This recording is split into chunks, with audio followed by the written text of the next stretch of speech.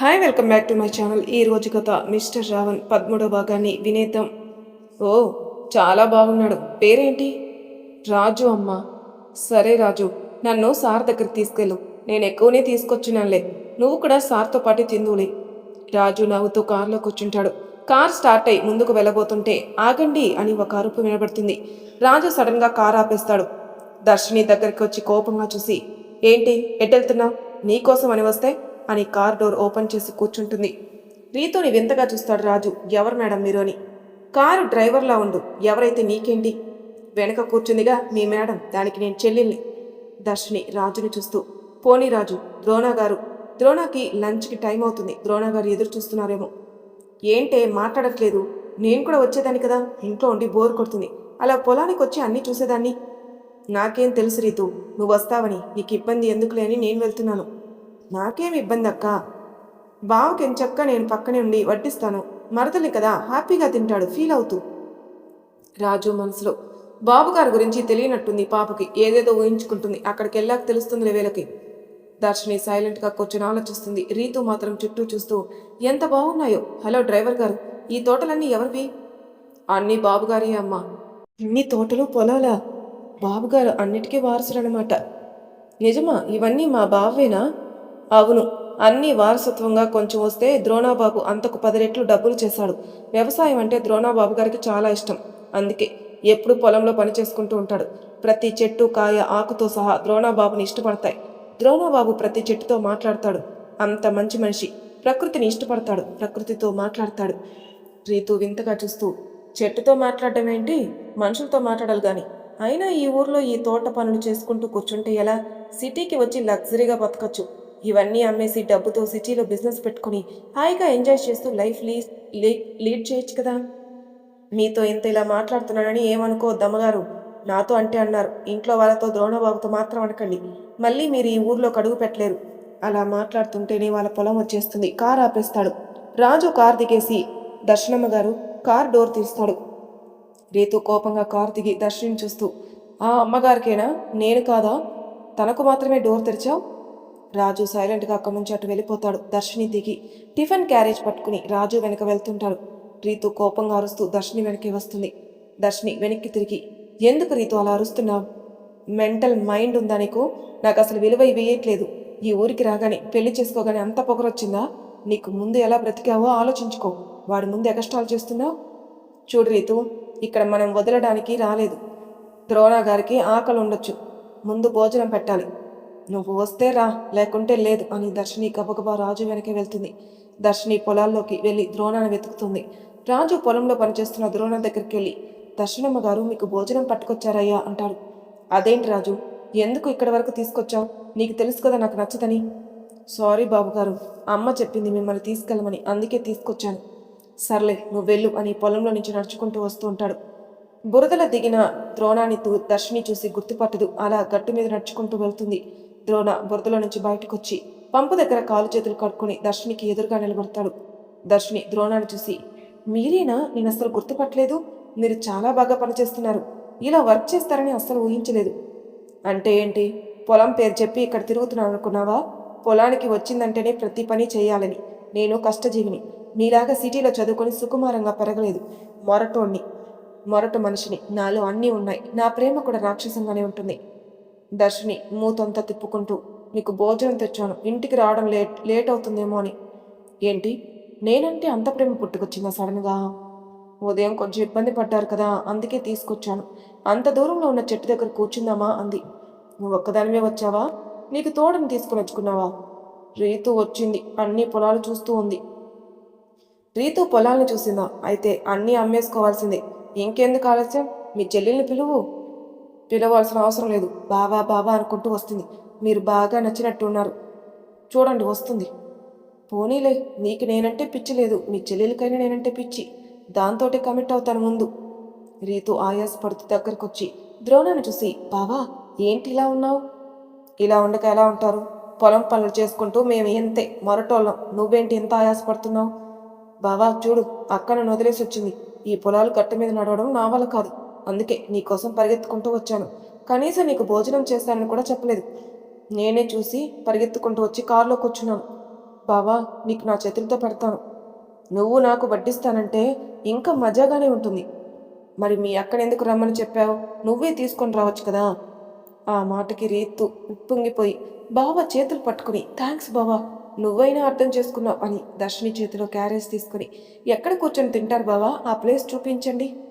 కొంత దూరంలో చిన్నపాటి పెంట్ హౌస్ లాగా ఉంది. దాని బయట ఒక చెట్టు, చెట్టు చుట్టూ గద్దె కట్టి ఉంటుంది. అది చూపిస్తాడు. వావ్, సూపర్గా ఉంది ఆ ఇల్లు, ఆ చెట్టు చాలా బాగుంది బావా, ఇక్కడే ఉండాలనిపిస్తుంది.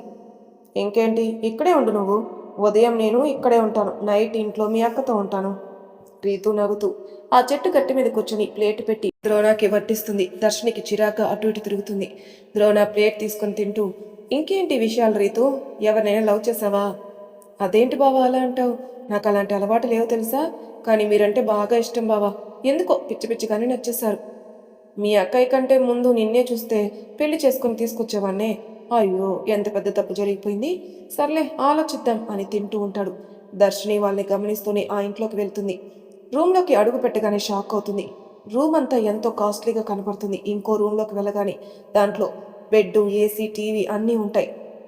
అమ్మో, పొలంలో ఇంత కాస్ట్లీ రూమా అని చుట్టూ తిరుగుతూ బెడ్ మీద కూర్చొని చూస్తూ ఉంది. అక్కడ ద్రోణాని కొన్ని ఫొటోస్ కనపడతాయి. హాయిగా బెడ్ మీద కూర్చొని చేతిలో పిల్లో పట్టుకుని అక్కడున్న ఫోటోలు చూస్తుంది. ద్రోణ ఆ ఫోటోలో చాలా అందంగా సంతోషంగా కనపడతాడు. ఇంత అందంగా సంతోషంగా ఉన్న మనిషి ఎందుకంత కోపంతో ఉంటాడు అనుకుంటుంది. అలాగే బెడ్ మీద కళ్ళు మూస్తుంది. సడన్గా తన మీద ఎవరితో చేయి పడేసరికి ఉలిక్కి పడిలేస్తుంది. ఎదురుగా ద్రోణను చూసి భయంగా లేచి కూర్చుని సారీ ద్రోణ గారు, అలా నిద్ర పట్టేసింది. మీరు తిన్నారా? నువ్వేమైనా నాకు పెట్టావా? మీ చెల్లి ఎంత ప్రేమగా పెట్టిందో తెలుసా? ఫుల్లుగా తినేశాను. నువ్వు రేపటి నుంచి రావాల్సిన అవసరం లేదు. మీ చెల్లితో క్యారేజ్ పంపు చాలు. కడుపు నిండా తిండి పెడుతుంది, ఒంటి నిండా సుఖాన్ని ఇస్తుంది.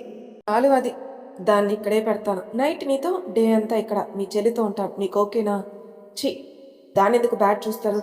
అయినా మీకు ఇష్టమైన వాళ్ళు మీ మరదలు ఉన్నారు కదా, ఇంకా సరిపోలేదా? మా చెల్లితో ఎందుకు? నా మరదలు బోర్ కొట్టేశారే. నీ చెల్లెలు కూడా నాకు మరదలే అవుతుంది కదా, దాన్ని కూడా వాడేసుకుందామని మీ చెల్లెలు ఉబలాట పడుతుంది. పాపం తన ఆరాటం అంతా తీరుస్తాను. మీ పిన్ని కోరిక కూడా అదే కదా. చూడండి, మా పిన్ని మా నాన్న వాళ్ళు నన్ను బాధ పెట్టారు, ఒప్పుకుంటాను. కానీ ఇలా అడ్డదారిలో మాత్రం రారు. నన్ను ఏదో చూడ్డానికి వచ్చారు, ఏదో కొన్ని రోజులు ఉంటామని రిక్వెస్ట్ చేశారు. మీరు ఒప్పేసుకున్నారు. అలా అని మీరు మా చెల్లెల్ని అసలు టచ్ చేయకూడదు. నేనేమి మీ చెల్లిని టచ్ చేయడం లేదు. ఆవిడ గారే వచ్చి మొత్తంగా నా మీద పడుతుంది. ఎవడైనా ఊరుకుంటాడా? మీద పడితే వాడి ఒంట్లో ఏమేమో జరిగిపోవా? నేను ఓపికతో మీ చెల్లిని దూరం పెడతాను. ఇప్పుడేం జరిగిందో తెలుసా? ఏం జరిగింది? తను మీకు వడ్డించింది కదా, మీరు తినేశారు. అవును, ఇంతకీ రీతు ఏది? దర్శిని బెడ్ దగ్గర దింపి కిటికీల నుంచి చూపిస్తాడు. చూడు ఎలా ఆడుకుంటుందో నీళ్ళలో. తన పర్వాల్ని చూపిస్తుంది. డ్రెస్సులో చూడు, కనిపించిన అందాలతో ఎంత అందంగా ఉందో. చూడండి, దాని బాడీని కాదు, అదేదో చిన్నపిల్ల అలా నీళ్ళలో కనపడేసరికి ఆడుకుంటుంది. మీకు ప్రేమగా అన్నం పెట్టింది. అవునవును, చాలా ప్రేమగా పెట్టింది. తగలాల్సినవన్నీ తగిలిపోయాయి. నన్ను రెచ్చగొట్టి అలా నీళ్ళలో ఆడుతుంది తెలుసా. అందుకే నేను నీ గదిలోకి వచ్చాను. నువ్వేంటి నా బెడ్ మీద హాయిగా పడుకున్నావు? సారీ చెప్పాను కదా, అనుకోకుండా నిద్ర వచ్చిందని. ఇంక నేను వెళ్తాను. తన రెండు చేతులతో దర్శిని ఎత్తుకొని బెడ్ మీద పడేసి దర్శిని మీద పడతాడు. తనని మొత్తం దగ్గరకు తీసుకుని కళ్ళల్లోకి చూస్తూ ఏంటి కొత్తగా నాకు భోజనం తీసుకొచ్చావు, ఏంటి విషయాలు అని కళ్ళెదిరిస్తాడు. కొత్తగా ఏముంది, ఉదయం మీరు కోపంగా వెళ్ళిపోయారు కదా, మీరు తినే పొంగలి మా చెల్లి ఒక స్పూన్ తినేసింది. మీకు అలా ఎవరితో షేర్ చేసుకోవడం ఇష్టం లేదని అమ్మమ్మ చెప్పింది. వాళ్ళందరూ ఉన్నారు కదా, లంచ్కు వస్తారో రారు అని నేనే వంట చేశాను, అమ్మమ్మ పంపించింది. అన్నీ బాగానే ఉన్నాయి. నాలో నువ్వు కలిసిపోవట్లేదు. ఇంకెన్ని రోజులు వెయిట్ చేయాలి? నిన్ను నాలో కలుపుకోవడానికి ఎంత టైం తీసుకుంటావు? ఏం కలుపుకునేది? చూడండి నా మీద ఎలా పడుకున్నారో. నేనేమైనా అంటున్నానా? అన్నీ మీ ఇష్టంగానే చేస్తున్నారు. అప్పుడే రూమ్లోకి రీతు ఎంట్రీ ఇస్తుంది. వాళ్ళిద్దరిని చూసి షాక్ అవుతుంది. వస్తున్న కోపానికి గట్టిగా అరుస్తుంది కావాలని. ఇద్దరు ఉలిక్కిపడి అటు తిరిగి చూస్తారు. రీతుని చూసి దర్శిని కంగారు పడిపోయి లేవండి, మా చెల్లెలు వచ్చింది, బాగోదు. ద్రోణ మాత్రం సెంట్ కూడా కదలట్లేదు. అలానే దర్శిని మీద పడుకుని ఉన్నాడు. రీతు దగ్గరకొచ్చి ఏంటి బావా పట్టపగలు మీ రొమాన్సు? ఏయ్, భార్యాభర్తలు ఒక గదిలో ఉన్నప్పుడు అడిగి రావాలన్నంత కామన్ సెన్స్ లేదా? అలా వచ్చేస్తావా? బయటికెళ్ళు అన్నాడు.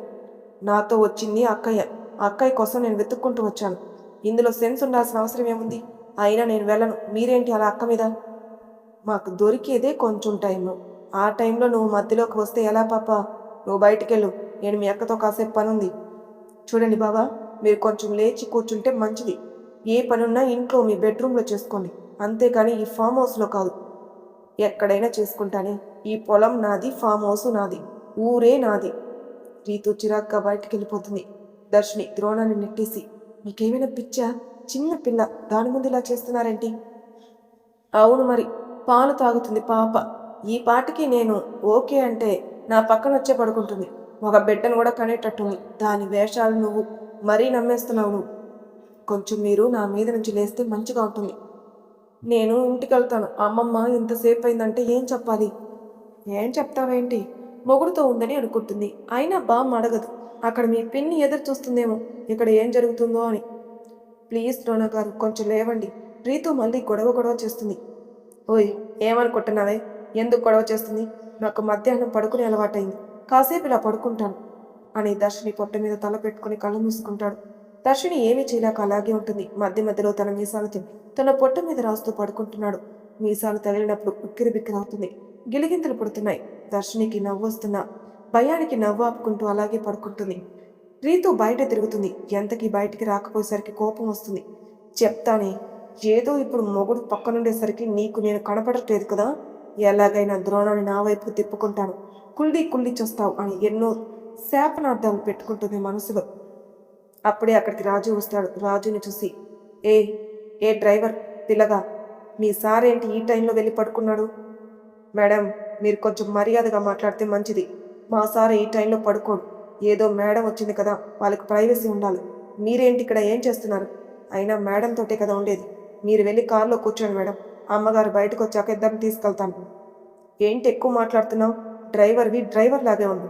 వాళ్ళకి ఇంట్లో ప్రైవసీ తక్కువైందని ఇక్కడ కూడా ప్రైవసీ కావాలా? మీరేమైనా అనుకోండి, మీరు ఇక్కడ ఉండడానికి వీల్లేదు. వెళ్ళి కారులో కూర్చోండి. నేను రావాలంటే ముందు మీ బాబు గారిని పిలువు, అప్పుడు వస్తాను. వాళ్ళని అలా రూమ్లో వదిలేసి రాను. రాజు విచిత్రంగా చూస్తాడు రీతుని. భార్యాభర్తల మధ్యలో మీరేంటి మేడం? మీరు మేడంకి చెల్లిలే కదా, ఏదో శత్రువులాగా మాట్లాడుతున్నారేంటి? నాతోటే రావాలి, అంతేగాని బావతో ముచ్చట్లేంటి? రీతు అలా గొడవ పడుతుంటే ద్రోణ గదిలో నుంచి బయటకొచ్చి ఒళ్ళంతా విరుచుకుని, ఇంకా ఇక్కడే ఉన్నావా రాజు? రీతుని తీసుకెళ్లేదేంటి? బాబుగారు ఎంత రమ్మన్నా రావట్లేదు, అమ్మగారి కోసం వెయిట్ చేస్తుంది. దర్శిని చీర సవరించుకుంటూ బయటకొస్తుంది. రీతు అది చూసి చిరాకు పడుతూ ముందుకు నడుస్తుంది. దర్శిని ద్రోణాన్ని కోపంగా చూసి రీతు వెనక్కి వెళ్తుంది. రాజుకు సైగ చేస్తాడు ఇంటి దగ్గర డ్రాప్ చేసి రమ్మని. రాజు కారులో ఎక్కించుకుని ఇద్దరిని ఇంటి దగ్గర డ్రాప్ చేస్తాడు. కారు దిగ్గానే రీతు కోపంగా చెప్పులు విసిరేసుకుంటూనే హాల్లోకి వెళ్తుంది. హాల్లో కూర్చున్న జ్యోతి ప్రసాద్ రీతుని చూసి, ఏమైంది రీతు, అంత కోపంగా ఉన్నావు? ఇంకా ఏం కావాలమ్మా? అది ఎంత ఓవర్ చేస్తుందో తెలుసా? బావకి నేనే వడ్డించాను.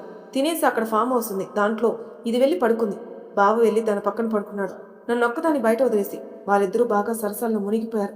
నాకెంత చిరాగ్గా ఉందో.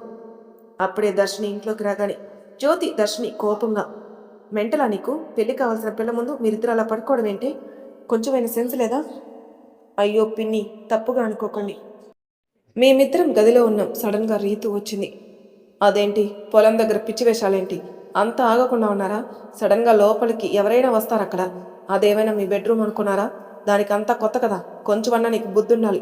మగవాళ్ళకి అలాగే ఉంటుంది, ఆడదానికి అనుకో అవసరం. అంత దిగజారి ఉంటున్నావా? ఆ మాటకి పిన్ని అని అరుస్తుంది. ఏంటి పిన్ని అలా మాట్లాడుతున్నారు? నా గురించి తెలుసు కదా. అంత దిగజారి బతకాల్సిన అవసరం లేదు. కానీ ద్రోణ గారు అసలే వదిలిపెట్టరు. తనతో ఏమీ అనలేక అలా ఉన్నాను అని తల ఉంచుకుని గదిలోకి వెళ్తుంది. ప్రసాద్ జ్యోతిని చూస్తూ, నీకేమైనా పిచ్చి పట్టిందా? దాను మొగుడుతో అది ఉంటే నీకేంటే ప్రాబ్లం? ఈ విషయం ద్రోణానికి విన్నాడే అనుకో, మీ ఇద్దరికి అక్కడే చంపేస్తాడు. ఎన్నిసార్లు చెప్పాలి మీకు? మనం వచ్చిన పనేంటి, మీరు చేస్తుందేంటి? ఈ ఇంట్లో ఎవరు విన్నా మాటలు ద్రోణాకి చెప్తారు. మీ ఇష్టం, ఎక్కడైనా సావండి అని చిరాక గదిలోకి వెళ్తాడు ప్రసాద్. జ్యోతి రీతుని చూస్తూ, నువ్వేంటి ఇంతగా అరుస్తున్నావు? నువ్వు చెప్పిన మాటలు విని దాన్ని తిట్టాను, కొంచెం ఓపిక పట్టవా? ద్రోణాకి దర్శినికి మధ్యలో ఏదీ జరగలేదు. వాడలా బిల్డప్ ఇస్తున్నాడు, కొంచెం ఓపిక పట్టు. దర్శిని ఏడ్చినట్టు ద్రోణ నాకు తెలిస్తే మనల్ని ఇంట్లో నుంచే వెళ్ళగొడతాడు. అప్పుడు నీకు ద్రోణ అస్సలు దొరకడు. రీతు కూడా కొంచెం కూలై ఆలోచిస్తుంది. నేనే అనవసరంగా తొందరపడ్డానని తన గదిలోకి వెళ్ళిపోతుంది. గదిలోకి వెళ్ళిన దర్శిని కుక్కపట్టి ఏడుస్తుంది. పిన్ని నన్ను అలా అర్థం చేసుకుంటుందా? ఆ సైకో మాత్రం నన్ను వదిలిపెట్టట్లేదు. రీతు ఉందని చెప్పినా వినలేదు. నేను ఎవరికి సమాధానం చెప్పాలి? అసలు వీళ్ళు ఎందుకు వచ్చారు అర్థం కాదు. ఈసారి గదిలోకి రాని, అప్పుడు చెప్తాను. ఇంకొకసారి నా మీద చెయ్యేస్తే ఆ చెయ్యి అలానే విరిచేస్తాను అని తిట్టుకుంటుంది. అక్కడ ద్రోణ పొలంలో పనిచేస్తుంటే సడన్గా గట్టు నుంచి కింద జారిపోతాడు. రాజు వెంటనే చేయి పట్టుకుంటాడు. ఏంటి బాబు గారు అలా జారిపోయారు? నన్ను ఎవరో బీభత్సంగా తిట్టుకుంటున్నారా, అందుకే కాలు జారింది. ఇలా కూడా తెలిసిపోతాయా మనల్ని తిట్టుకోవడం అని రాజు నవ్వుతాడు. అవునరా, మనం చేసే ప్రతి పనిలో ఏదైనా అయితే మనల్ని ఎవరో తిట్టుకుంటున్నట్టే, మన మీద దృష్టి పెట్టినట్టే. ఎవరై ఉంటారు నన్ను తిట్టుకోవడం? సూటిగా చెప్తున్నాను, ఇంకెవరు బాబుగారు? ఆ అమ్మగారైనా తిట్టాలి, వాళ్ళ చెల్లెలైనా తిట్టుకోవాలి, అంతే కదా? అవునరా, వాళ్ళ చెల్లెలేమో కానీ మీ అమ్మగారే తిట్టుకొని ఉంటుంది, బాగా తిడుతున్నట్టుంది. ఇంటికి పోయాక చెప్తానురా, పద ఇంటికి వెళ్దాం. రాజు కార్ తీసుకొచ్చి ద్రోణ ముందు ఆపుతాడు. ద్రోణ కారులో కూర్చోగానే ఇటు సైడ్ డోర్ నుంచి వేరే ఒకరు వచ్చి కూర్చుంటాడు. ద్రోణ తనను చూసి, నువ్వేంటి కారులో సెటిల్ అయ్యావు, దిగు. ఏంటి బావా అలా అంటావు? నేను నీ ఓన్ మరదల్ని. అయితే ఏంటి, మన లెక్కలు వేరే ఉన్నాయి. ఇలా ఎక్కడ పడితే అక్కడ నేను కనపడగానే నా పక్కన కూర్చుంటే ఊరుకునేది లేదు. ఫస్ట్ నైట్ బాగా చేసుకున్నావు బావా. అది నీకు అనవసరం, నా పర్సనల్ విషయం. ఎవడైనా ఫస్ట్ నైట్ బాగానే చేసుకుంటాడు. ప్రతి ఒక్క మగాడన్నాక ఎంజాయ్ చేస్తాడు. నీకు ఆ విషయం చెప్పాల్సిన అవసరం లేదు, ముందు కారు దిగు. కామాక్షి కోపంగా ద్రోణాన్ని చూసి, అదేంటి నా మీద మోజు తీరిందా? నాకు మాటిచ్చావు. మాటిచ్చాను, అదే నిలబెట్టుకున్నాను. నాకన్నీ తెలుసు, ముందు కారు దిగు. మళ్ళీ నా ఇంట్లోకి వస్తే 2 కాళ్ళు విరగొడతాను. లేకుంటే మీ అయ్య దగ్గరికి వెళ్ళి వాడిని ఏం చేయాలో అది చేస్తాను. మా నాన్ననంటే మాత్రం ఊరుకోను. కనీసం నీకు మా నాన్న మామయ్య అవుతాడు. కొంచెం గౌరవం లేకుండా మాట్లాడుతున్నావు ద్రోణ. మీకే ఇవ్వాలే మర్యాదలు. మీరు ఎలాంటి వాళ్ళో తెలుసు, ముందు దిగు.